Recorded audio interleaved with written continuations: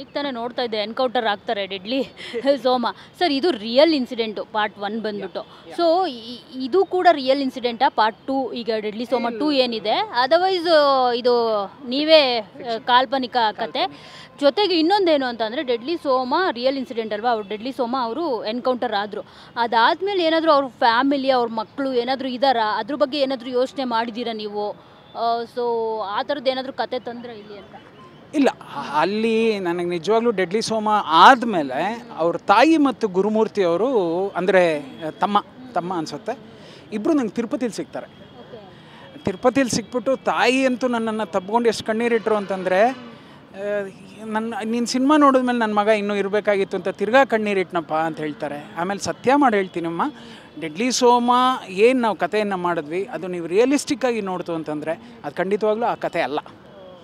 ನಾವು ಒಂದಷ್ಟು ಸೋಮನ ಒಳ್ಳೆಯ ಗುಣ. ಅಭಿ, ಪಾರ್ಟ್ನರ್ಶಿಪ್ ಫರ್ಮ್ ಸ್ಟಾರ್ಟ್ ಮಾಡಬೇಕಾ ಅಥವಾ ಪ್ರೈವೇಟ್ ಲಿಮಿಟೆಡ್ ಕಂಪ್ನಿ ಸ್ಟಾರ್ಟ್ ಮಾಡಬೇಕಾ? ಕನ್ಫ್ಯೂಷನ್ ಯಾಕೆ? ಒಬ್ಬ ಎಕ್ಸ್ಪರ್ಟ್ ಜೊತೆ ಮಾತಾಡು. ಎಕ್ಸ್ಪರ್ಟಾ? ಎಲ್ಲಿ? Boss Vala. B the boss. ಗಳನ್ನ ಇಟ್ಕೊಂಡು ನಾವು ಸಿನಿಮಾ ಮಾಡ್ತಾ ಹೋದ್ವಿ.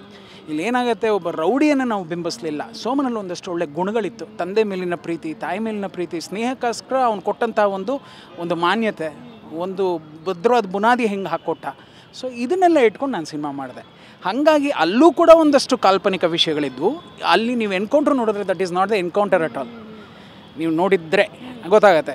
ನಾವು ಇಂದಿರಾನಗರಲ್ಲೆಲ್ಲೋ ಹೊಡೆದಾಕ್ತಾರೆ ಅಶೋಕ್ ಕುಮಾರ್ ಮತ್ತು ಅಜೀಮು ಮತ್ತು ಬಿ ಕೆ ಶಿವರಾಮ್. ನಾನೆಲ್ಲೋ ತೊಗೊಂಡೋಗಿ ಸೈನಡ್ ಹಿಲ್ಸಲ್ಲಿ ಒಂದು ಬ್ಯೂಟಿಫುಲ್ ಪೊಯೆಟಿಕ್ಕಾಗಿ ಒಂದು ಕ್ಲಾಸಿಕ್ ಎಂಡಿಂಗ್ ಕೊಟ್ಬಿಟ್ಟು ನಾನು ಮಾಡಿದ್ದೆ ಅಷ್ಟೇ.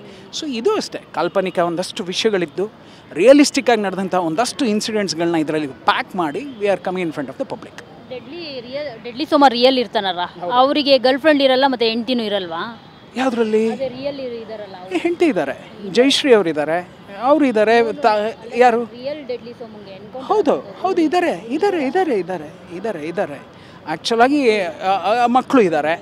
ಆಕೆ ತನ್ನ ಜೀವನವನ್ನು ತುಂಬ ಸುಂದರವಾಗಿ ಸಾಗಿಸ್ಕೊಂಡು ಹೋಗ್ತಾ ಇದ್ದಾರೆ. ಸೊ ಆಕೆನ ನಾವು ತಪ್ಪಾಗ್ಬಿಡುತ್ತೆ ನಾನು ಮಾತಾಡೋದು. ತಾಯಿ ಇದ್ದಾರಾ ಇಲ್ವೋ ಗೊತ್ತಿಲ್ಲ, ತಮ್ಮ ಇರಬೇಕು, ಗುರುಮೂರ್ತಿ ಇರಬೇಕು. ತಾಯಿ ಮಾತ್ರ ಖಂಡಿತವಾಗ್ಲೂ ಇದ್ದರೂ ಕೂಡ ಇವತ್ತು ಬಂದು ಅಪ್ಪ ತಿರ್ಗಾ ನನ್ನ ಮಗನ ನಾಪಿಸ್ತಾ ಇದೆಯಪ್ಪ ಅಂತ ಹೇಳೋ ಮಟ್ಟಕ್ಕೆ ಈ ಸಿನಿಮಾ ಮಾತ್ರ ಇನ್ನೂ ಒಂದಷ್ಟು ಒಂದು ಪಟ್ಟು ಮೇಲೆ ಹೋಗಿ ಹೆಮ್ಮೆಯಿಂದ ಆ ಮಂತನ ತಲೆ ಎತ್ತಿ ಬದುಕುವಾಗೆ ನಾವು ಮಾಡ್ತಾಯಿದ್ದೀವಿ.